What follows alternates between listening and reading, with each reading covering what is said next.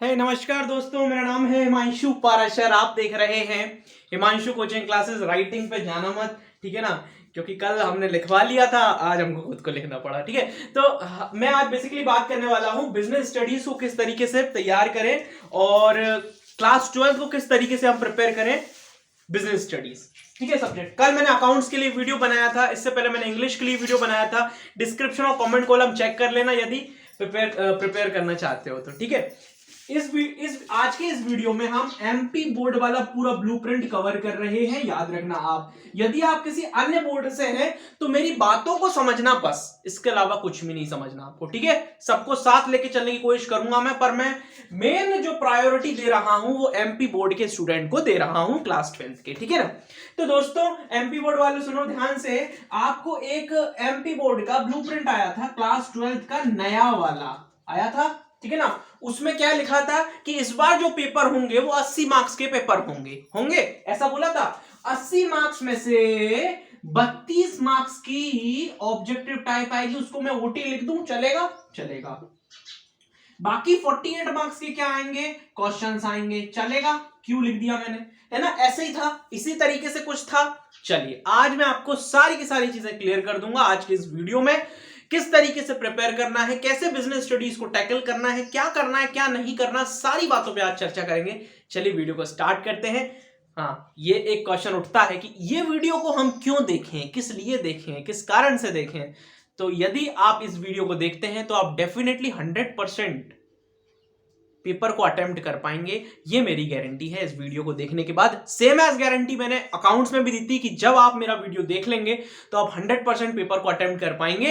ये मैं फिर बोल देता हूं, आप 100% पेपर को अटेम्प्ट कर पाएंगे जो इस वीडियो को लास्ट तक देखेगा, डेफिनेटली। ठीक है ना, ये मैं कोई व्यू ये पूरा देखने के लिए नहीं बोल रहा हूं, मत देखना भले पूरा, या देख लेना, उसके बाद आपको समझ में आएगी, कंटेंट समझ में आएगा। ठीक है ना, चलो आओ देखो, समझो, सारी बातें बताता हूं। ठीक है, एमपी बोर्ड के बारे में बात कर ली हमने, सब कुछ सारी बातें कर ली। आओ, कैसे प्रिपेयर करना है, सबसे पहले हम समझेंगे कि ऑब्जेक्टिव टाइप क्वेश्चंस को किस तरीके से प्रिपेयर करना है, जो कि 32 नंबर के आने वाले हैं। देखो दोस्तों, 32 मार्क्स की ओटी को प्रिपेयर करने के लिए आपको सबसे पहले मेरे से एक पीडीएफ लेना होगा। जो मैंने पीडीएफ बनाई है वो बनाई है प्रीवियस ईयर क्वेश्चंस को उठाकर मैंने वो पीडीएफ बनाई है। मतलब जो ऑब्जेक्टिव क्वेश्चंस जो प्रीवियस ईयर में एमपी बोर्ड ने दिए थे ना, उनको उठा के मैंने बनाई है। ठीक है, पहली बात। दूसरी बात ये, मैंने इस पीडीएफ के अंदर कुछ अपने important objective type add on किए हैं। ठीक है ना, अब एक बात विचार आता है दिमाग में कि भैया ये जो पीडीएफ है, क्या इसी से पूरा का पूरा बिजनेस स्टडीज की ओटी फंस जाएंगी? मैं कहूंगा नहीं। यदि आपको 100% पेपर करना है, 32 से 32 नंबर लाने, तो आपको प्लस परीक्षा बोर्ड से करना होगा।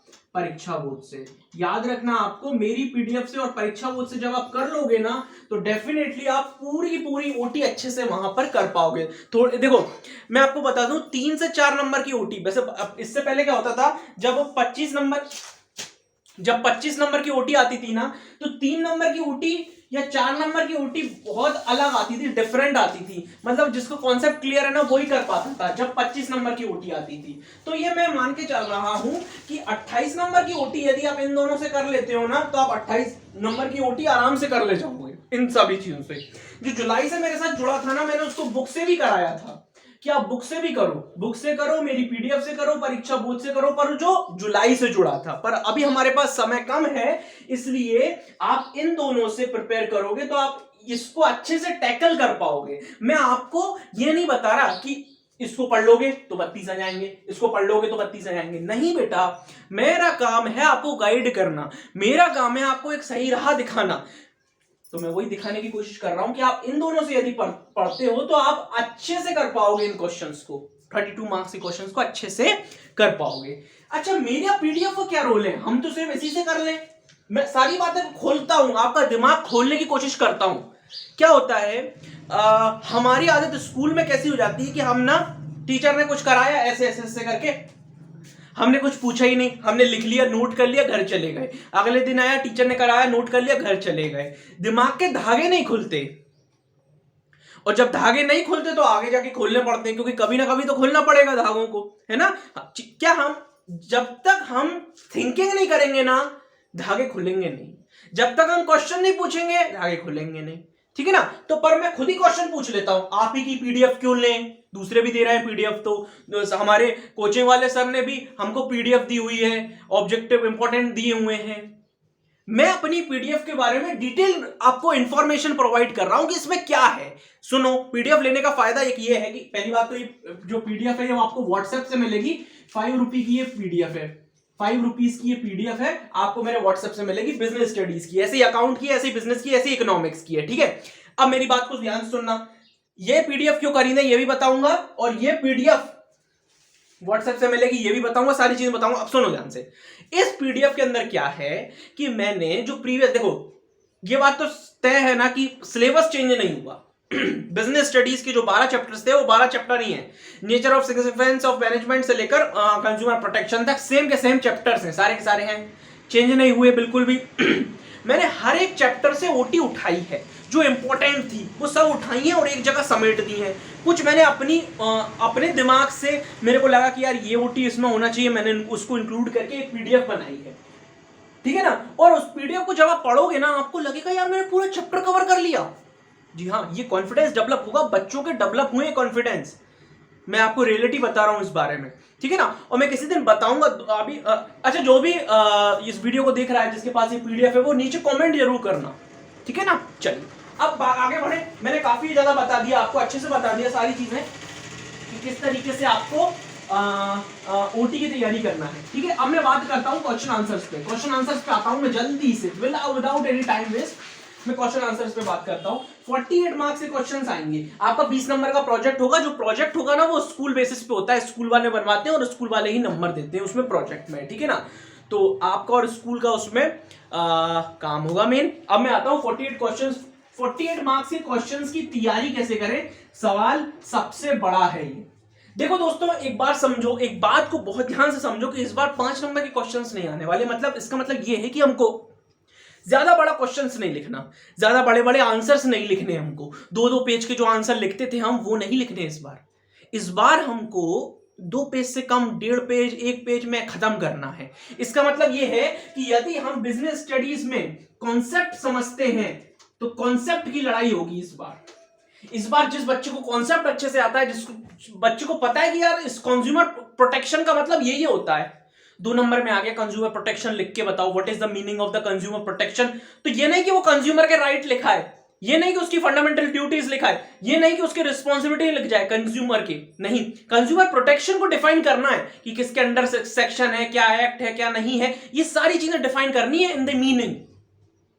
समझ में आ रही है मेरी बात। तो बात होगी इस बार कॉन्सेप्ट की, तो ध्यान रखना आपको समझने पे फोकस करना है। काहे पे फोकस करना है, समझने पे। चलिए अब नेक्स्ट टॉपिक पे आते हैं कि भैया यार हमारे पास टाइम कम है भैया, तो क्या करें। क्या आप हमें कोई इंपॉर्टेंट क्वेश्चन दे दोगे? हाँ, मैंने दिए हैं 2022 के स्टूडेंट के लिए। और यदि ये सिलेबस चेंज नहीं होता तो 2023 के लिए भी वीडियो काफी ज्यादा बेनिफिशियल रहेगी। तो 2022 के स्टूडेंट के लिए मैंने ये बनाए हैं क्वेश्चंस, इंपॉर्टेंट क्वेश्चंस बनाए हैं। ब्लूप्रिंट को ध्यान में रख के बनाए हैं। मैंने पहले ही बोला था वीडियो के स्टार्टिंग में कि मैं एमपी बोर्ड के लिए बना रहा हूं ब्लू, पर बाकी स्टेट के जो लोग देख रहे हैं, समझो मेरी बात को, जो मैंने क्वेश्चंस दिए हैं वो तो इंपॉर्टेंट ही हैं, चाहे आपके स्टेट में हो चाहे कहीं अदर स्टेट में हो, वो थोड़ी बदल जाएंगे। हाँ, ये है कि आपके में शायद कंज्यूमर प्रोटेक्शन 4 नंबर का आ जाए, शायद 3 नंबर का आ जाए, शायद 1 नंबर का पूछे, वहां से क्वेश्चन नहीं पूछे, वहां से ओटी पूछे, पर इंपॉर्टेंट तो वही रहेंगे। टॉपिक तो चेंज नहीं हो जाएंगे स्टेट चेंज हो जाने से, टॉपिक तो वही रहेंगे। ब्लूप्रिंट में चेंज आया होगा, नंबर अलग तरीके से स्कोरिंग किया गया होगा, ठीक है ना, पर टॉपिक वही इंपॉर्टेंट रहेंगे। तो ये इंपॉर्टेंट क्वेश्चंस कहां मिलेंगे भैया? ये आपको टेलीग्राम पे मिल जाएंगे, ये आपको इस वीडियो के डिस्क्रिप्शन और कमेंट कॉलम में मिल जाएंगे, ये आपको हमारा जो व्हाट्सएप ग्रुप है वहां मिल जाएंगे। मैंने स्टेटस पे कई बार डालता रहता हूं, इंपॉर्टेंट क्वेश्चंस वहां मिल जाएंगे। मैंने अकाउंट के दिए हैं, बिजनेस के दिए हैं, इकोनॉमिक्स के दिए हैं। इन सारी चीजों को आप ही के लिए प्रोवाइड किया गया है। अब 1 मिनट के लिए और वीडियो बनाएंगे और उस पर हम बात करेंगे कि किस तरीके से हम टैकल कर रहे हैं। तो ये आप इस तरीके से प्रिपेयर कर लो। अब आपको एक दिमाग में बात आ रही होगी, क्या आपके ये इंपॉर्टेंट क्वेश्चंस करने से क्या हम पूरा पेपर कराएंगे, पूरे 48 मार्क्स ले आएंगे? जी नहीं। आपको क्या करना है, सबसे पहले आप इनको प्रायोरिटी दो, सबसे पहले इंपॉर्टेंट क्वेश्चंस निपटा लो, तो आपका क्या बोझ हल्का हो जाएगा। आपको एक अंदर से कॉन्फिडेंस आएगा कि आपने 1 से लेकर 12 तक के सारे चैप्टर्स को कवर कर लिया, सारे इंपॉर्टेंट क्वेश्चंस कर लिए। और वही इंपॉर्टेंट क्वेश्चन आने के चांसेस होते हैं जो आपने करे हैं। दूसरी बात ये कि जब आपके पास, आप जैसे मान के चलिए 14 तारीख तक का मैंने सभी को समय दिया है, सारे बच्चों को, कि 14 तारीख तक अपना पूरा सिलेबस खत्म कर लो। कॉमर्स वाले की बात कर रहा हूं मैं, बाकी अगर बाकी स्टूडेंट भी मेरी बात मानते हैं, 10th के स्टूडेंट, मैथ्स के 10th में जो पढ़ते हैं स्टूडेंट, बाकी मैथ्स के बायो के भी जुड़े हुए हैं कॉमर्स के ग्रुप में, वो भी सब बात मानते हैं। तो 14 तक आप अपना सिलेबस कंप्लीट कर लो, 14 तक आप अपना सिलेबस कंप्लीट कर लो। उसके बाद देखो कि भैया ये वाला क्वेश्चन तो करवाया नहीं बिजनेस में, अरे परीक्षा बोर्ड में ये इंपॉर्टेंट क्वेश्चन है, भैया ने बताया नहीं, मैं कर लेता हूं याद। इस तरीके से भी आपको दिमाग लगाना पड़ेगा दोस्तों, ठीक है ना। मैंने आपकी आधी हेल्प कर दी, ये करके ये आप करोगे, आपको फायदा मिलेगा, ऐसा नहीं कि फायदा नहीं मिलेगा। क्लियर है ना मेरी बात? चलिए, तो ये था पूरा का पूरा वीडियो बिजनेस स्टडीज के ऊपर। आई होप कि आपको अच्छा लगा होगा ये वीडियो।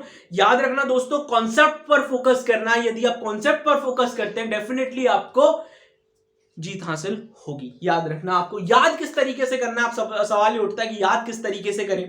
तो याद करने के लिए एक सिंपल चीज ये है कि मान के चलो 2 नंबर में पूछा है, तो आपको वर्ड लिमिट का ध्यान रखना है, और याद करने के लिए आपको समझना पड़ेगा, है ना। उसमें कई सारी चीजें मैंने लेक्चर्स भी डाले हुए हैं, क्लास 12th के मैं लेक्चर्स बता दूंगा। आप सीखोगे तो याद कर पाओगे अच्छे से, कॉन्सेप्चुअल समझोगे तो याद कर पाओगे अच्छे से। Thank you so much. यदि यहां तक आप इस वीडियो को देख रहे हो ना, आप डेफिनेटली 100% पेपर को अटेम्प्ट कर पाओगे, ये गारंटी है मेरी।